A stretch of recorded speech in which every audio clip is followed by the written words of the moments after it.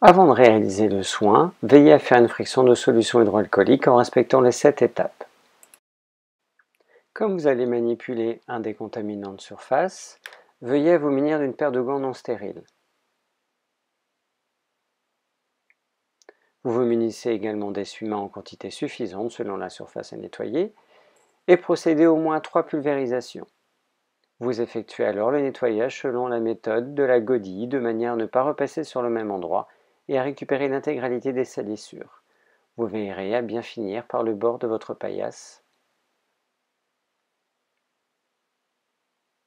Après le nettoyage, vous veillerez à évacuer vos gants pour que vos mains ne soient jamais en contact avec la partie externe. N'oubliez pas de refaire une friction de solution hydroalcoolique. Il vous faut du SHA, un flacon d'alcool, 3 paquets de compresses, 4 seringues Verloc de 10 ml, 2 trocars, 2 bouchons obturateurs, un flacon de sérum Phi et votre antibiotique, un plateau à un haricot en carton, une boîte à aiguilles et vos sacs plastiques. Avant toute chose, vous effectuez une friction de solution hydroalcoolique. Vous ouvrez un premier paquet de compresses selon les méthodes validées en travaux pratiques.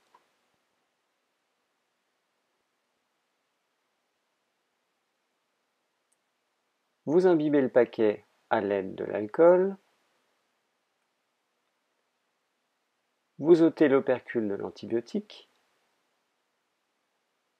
Et vous apposez une compresse alcoolisée sur la membrane pour effectuer une désinfection. Vous aurez préalablement préparé une étiquette d'identification de l'antibiotique selon les modèles préconisés au CHU. Vous ouvrez ensuite votre première seringue de 10 ml, ainsi que le premier trocar. Et enfin, la poche de sérum physiologique. Vous pouvez conserver la partie postérieure de l'emballage comme support lors de vos manipulations.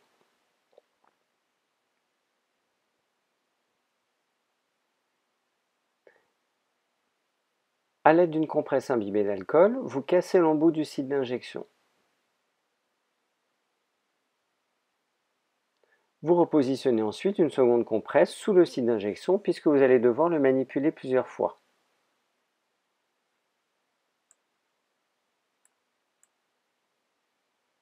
Sur la vidéo, l'étudiant choisit d'identifier la seringue immédiatement en respectant la graduation. Vous pouvez également l'identifier à la fin de la préparation.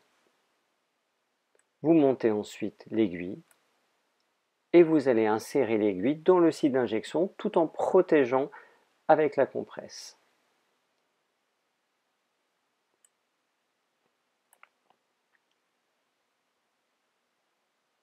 Veillez à prélever sans créer de turbulence, de manière à ne pas accumuler trop de microbules d'air. À noter également que vos doigts ne doivent pas toucher le piston. Vous pouvez tapoter sur votre seringue pour faire remonter les bulles. Vous retirerez ensuite votre seringue remplie à 10 ml avec l'aiguille.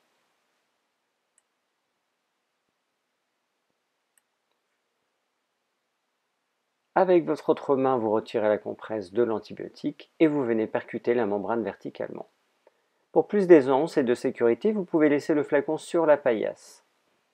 Vous injectez le sérum physiologique dans le flacon d'antibiotique. À noter qu'à ce moment-là, le volume que vous injectez entraîne une surpression dans le flacon. Si jamais le lyophilisa ne se dilue pas facilement, vous pouvez créer des jeux de pression avec des allées et venues de la seringue. Attention toutefois lors de vos manipulations à ne pas toucher le piston.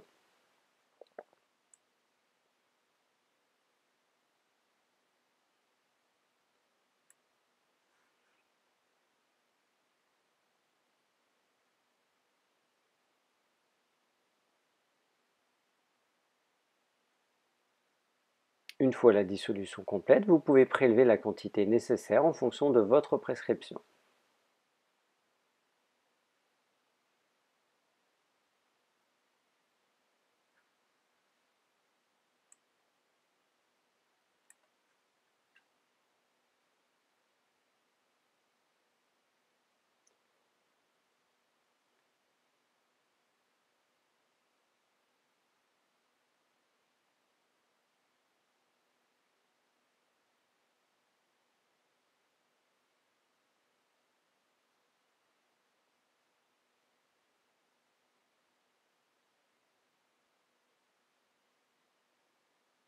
Si jamais il vous reste des bulles d'air, vous pouvez les faire glisser le long de la seringue pour qu'elles s'agglutinent ensemble et forment une bulle plus importante, donc plus facile à éliminer.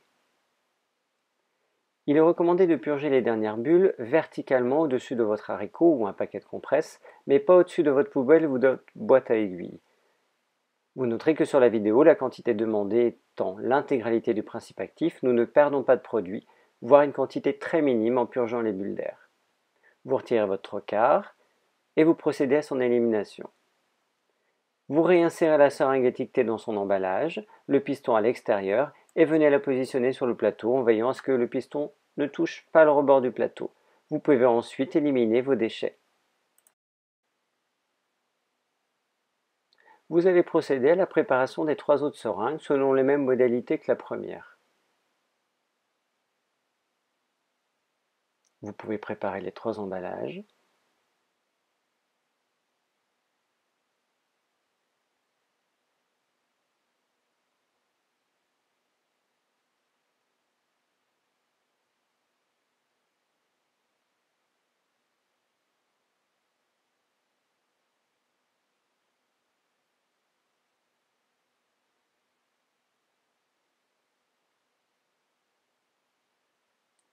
Une nouvelle fois, de manière à éviter la formation de bulles d'air, veillez à ne pas créer trop de turbulences lorsque vous prélevez.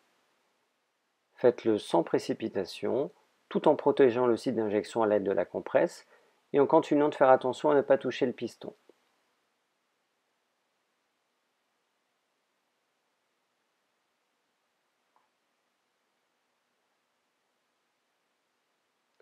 Lors du retrait de la première seringue, utilisez la compresse pour maintenir le trocard dans le site d'injection, car la rotation risque de désinsérer le trocard. Vous allez alors le replacer la seconde seringue comme la première sur le plateau en respectant les mêmes précautions, et vous procédez ensuite à la réalisation de la troisième seringue.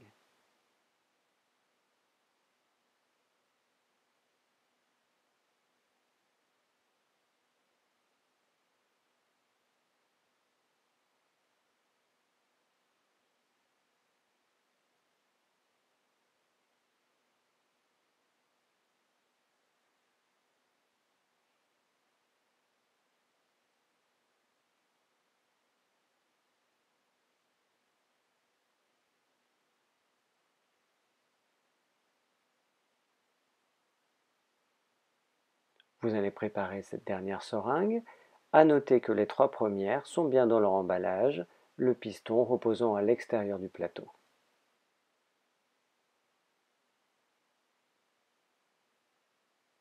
Pour cette dernière seringue, vous pouvez très bien la remplir jusqu'à 6 ml, c'est suffisant, ça sera donc la seringue pour effectuer le retour veineux.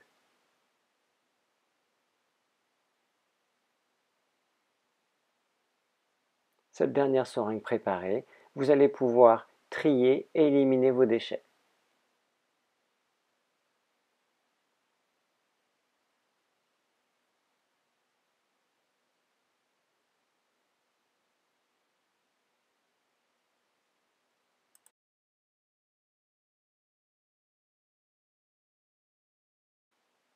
Pour aller dans la chambre, vous allez avoir besoin d'un chat, d'un flacon d'alcool, 2 paquets de compresses, votre plateau contenant les 4 seringues, 2 bouchons obturateurs, une paire de gants non stériles et un sac poubelle pour votre chariot. Vous entrez dans la chambre du patient. Vous devez donc procéder à une friction des mains avec du SHA. Il vous faudra également procéder à la vérification de l'identité du patient et vérifier qu'il est informé et qu'il accepte le soin. Vous allez vérifier l'état cutané autour de la CCI, le pansement, qu'il reste occlusif, et les clans, qu'ils soient en position verrouillée. Comme vous avez touché le patient, vous allez effectuer une nouvelle friction de chat. Vous allez préparer un paquet de compresses.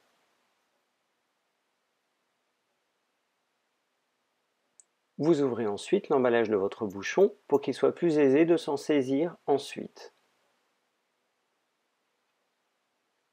Vous imbibez les compresses d'alcool et de manière à simplifier le soin, vous pouvez également relever les emballages des seringues pour une préhension plus facile lors des manipulations avec la CCI.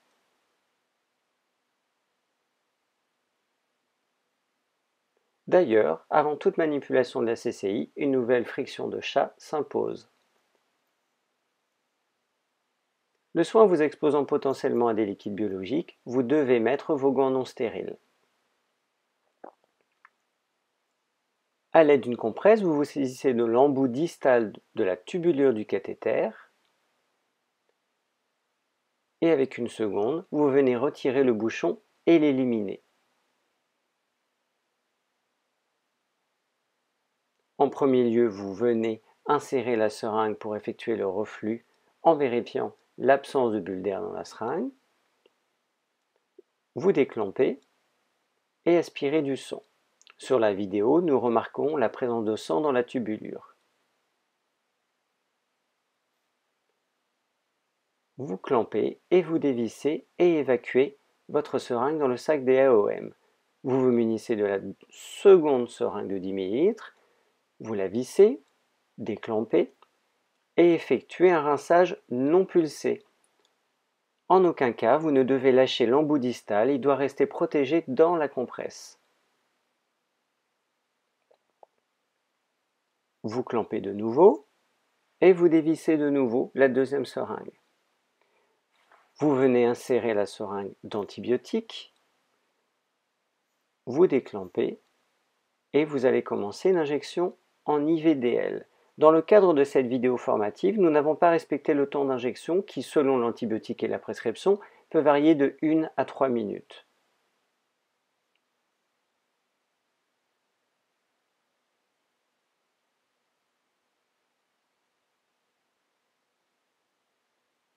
Vous clampez et vous dévissez la seringue et l'évacuez. Enfin, vous vous munissez de la dernière seringue, vérifiez toujours l'absence de bulles d'air et venez la visser sur le cathéter pour effectuer le rinçage pulsé et la pression positive.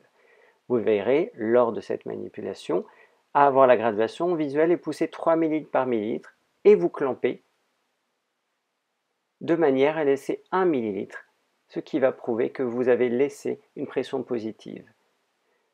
Vous basculez le bouchon sur un paquet de compresses et vous allez venir positionner le bouchon sur l'embout du cathéter.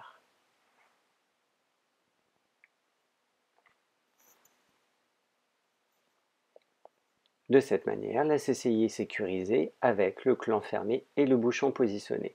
Vous triez et évacuez vos déchets et vous éliminez vos gants selon la méthode retenue. Vous devez fermer le sac avant de quitter la chambre du patient.